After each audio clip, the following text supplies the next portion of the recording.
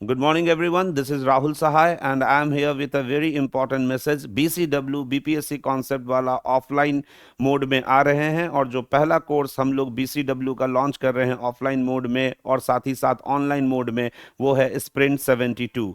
Sprint 72 ये एक crash course होने वाला है, जिसमें हम लोग BPSC के सिलेबस को 50 दिन में कवर करवाएंगे। सो 50 डेज का ये कोर्स होने वाला है स्प्रिंट 72, और इन 50 डे कोर्स में आपको 50 टेस्ट्स भी मिलेंगे, 50 टेस्ट भी मिलेंगे, ताकि आपकी प्रिपरेशन और अच्छे तरीके से हो सके। इन 50 दिनों में अगर हिस्ट्री की बात करें, जो मैं आपके लिए लूंगा, हिस्ट्री में आपको 22 क्लासेस रखे गए हैं। So 22 classes are going to be of history, जिसमें हम लोग एंशियंट, मेडिवल और मॉडर्न तीनों हिस्ट्री को हॉलिस्टिकली रिवाइज कराएंगे। अगेन, चूंकि ये क्रैश कोर्स होने वाला है, तो this course is only for those candidates who have sound understanding of subject matter.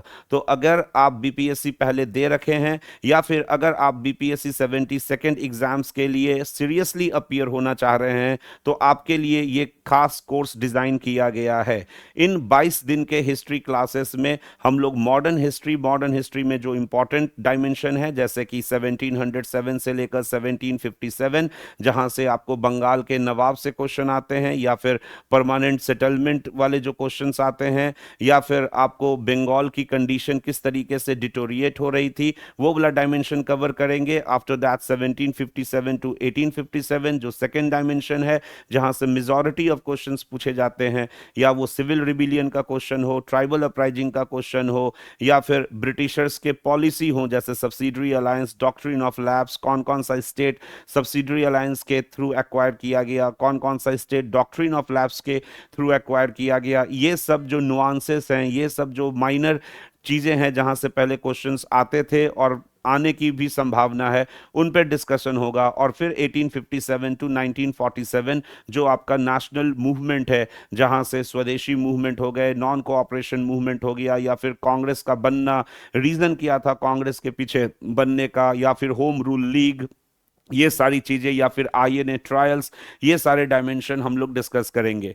Modern history के बाद हम लोग एंशियंट हिस्ट्री की बात करें, तो एंशियंट हिस्ट्री में स्टोन एज, चालकोलिथिक एज, हालांकि यहां से ज्यादा क्वेश्चंस पूछे नहीं जाते हैं, बट फिर भी हम लोग कवर करवाएंगे, ताकि अगर क्वेश्चंस इन दो चैप्टर से आए भी, तो आपका क्वेश्चन एग्जाम में ना छूटे, because every question have equal weightage as far as prelims is concerned. तो चालकोलिथिक एज के बाद इंदस वैली के बाद महाजनपद का फेज हो गया, उसमें मगध पे हम लोगों का एक्स्ट्रा फोकस रहेगा। इसके अलावा फिर हम लोग, चाहे वो गुप्ताज हो या फिर सतवाहनाज हो, ये सारी चीजों को डिस्कस करेंगे। Apart from that, medieval history की बात करें, तो मेडिवल हिस्ट्री में दिल्ली सल्तनत में जितनी भी डायनेस्टी है, और साथ ही साथ इंपॉर्टेंट रूलर्स के मिलिट्री करियर, जैसे अलाउद्दीन खिलजी हो गया, अलाउद्दीन खिलजी का मिलिट्री करियर, या फिर हम लोग मोहम्मद बिन तुगलक के टाइम पीरियड में दिल्ली सल्तनत कैसे डिसइंटीग्रेट होने वाली थी, फिरोज शाह तुगलक के टाइम पे किस तरीके से दिल्ली सल्तनत डिसइंटीग्रेट हो गई।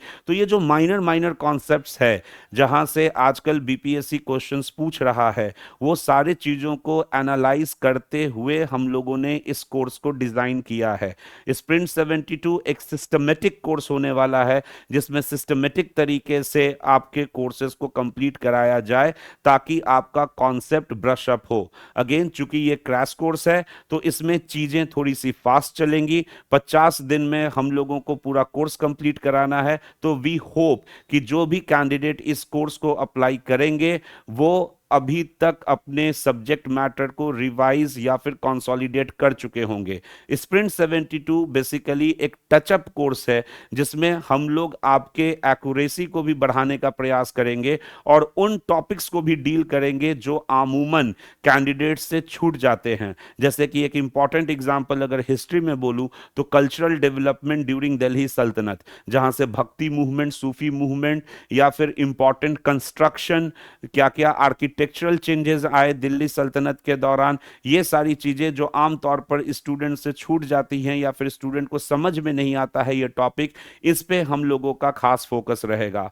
अगर हम लोग बीपीएससी के क्वेश्चन की बात करें, तो बदलते समय में बीपीएससी के क्वेश्चंस में हमें एक पैराडाइम शिफ्ट देखने को मिला है।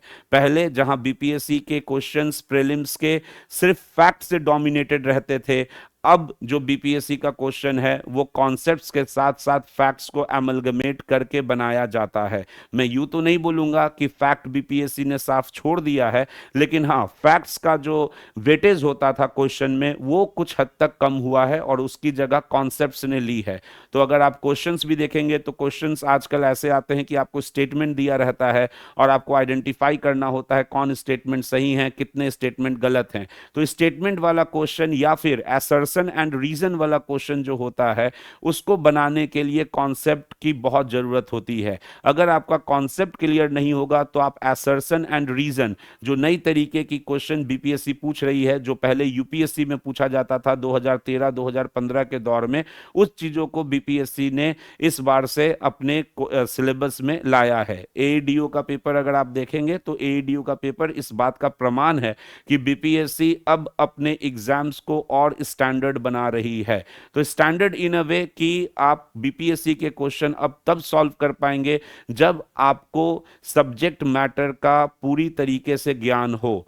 अगर हम लोग छोटी सी बात करें तो जैसे कि एक एग्जाम्पल ले लीजिए, बाल गंगाधर तिलक। अब बाल गंगाधर तिलक के विषय में कैंडिडेट्स को अमूमन वही चीजें पता होती हैं जो उन्हें रेगुलरली क्लास में बताया जाता है।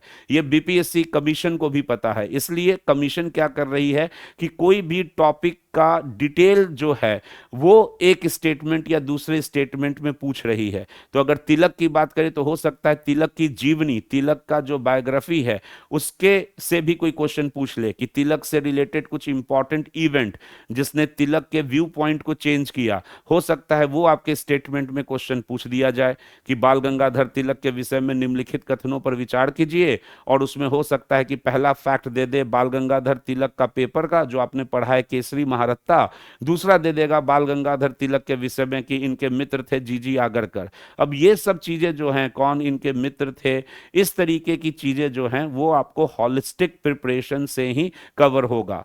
तो अगेन ये सारी जो नुआंसेस होंगे वो आपके प्रिपरेशन के दौरान सेल्फ स्टडी से कवर नहीं हो पाते हैं और उसी को ध्यान में रखकर स्प्रिंट 72 का कोर्स बनाया गया है।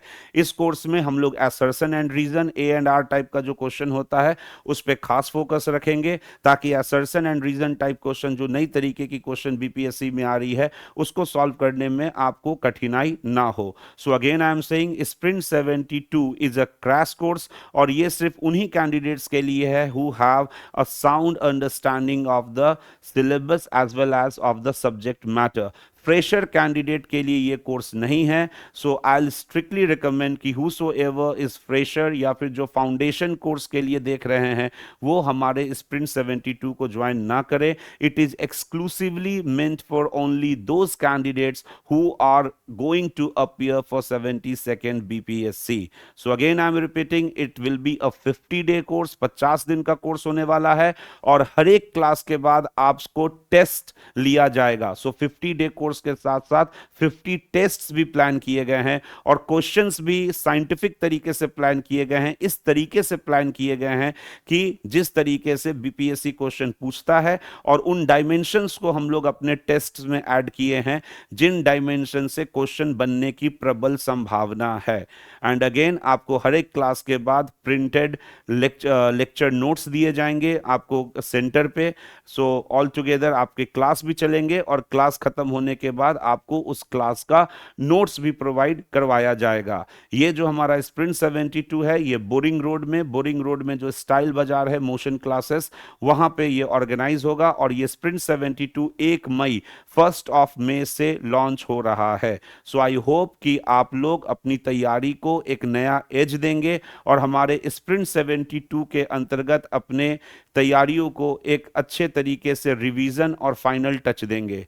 सो सी you all in Sprint 72 that is going to get comments from 1st May in motion classes near Style Bazaar. Thank you.